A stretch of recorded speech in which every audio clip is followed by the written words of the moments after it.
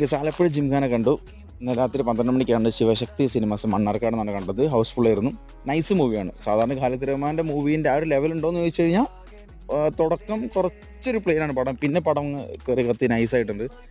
Main എന്താണെന്ന് വെച്ച് കഴിഞ്ഞാൽ ആ ഒരു ക്ലീഷേ ബ്രേക്കിംഗ് ആണ് പടം. സാധാരണ നായകന് ചുറ്റുള്ള ശിങ്കടികൾ, അവരുടെ നായകൻ്റെ ഷോ ഓഫല്ല. ഇത് അങ്ങനെയൊന്നുമല്ല. ഇത് പടത്തിൽ വന്നവരും പോയവരും ഒക്കെ അടിച്ച് പൊളിച്ചിട്ട് പോയിട്ടുണ്ട്.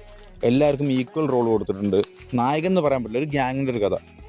മറ്റേ ക്യൂ ഇൻ്റർവ്യൂവിൽ പറഞ്ഞ പോലെ തന്നെ സിമ്പിൾ കഥയാണ്, പക്ഷേ മേക്കിംഗ് വൈസ് നൈസായിട്ട് എടുത്തിട്ടുണ്ട്. കോമഡി വർക്കൗട്ട് ആയിട്ടുണ്ട്. ആക്ഷൻ സീക്വൻസ് ഒക്കെ വേറെ ലെവലാണ്. തല്ലുമാല പ്രതീക്ഷയൊന്നും പോകണ്ട, തല്ലുമാല പോലത്തെ പടവുമല്ല.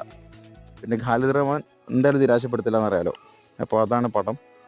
പോയിട്ട് കണ്ടു നോക്കുക, നിങ്ങൾ അഭിപ്രായങ്ങൾ അറിയിക്കുക. ബാക്കി പടങ്ങൾ ഏതെങ്കിലും കണ്ടിട്ടുണ്ടെങ്കിൽ അതെങ്ങനെ ഉണ്ടെന്ന് പറയാം. ബസൂക്കയും മരണമാസം.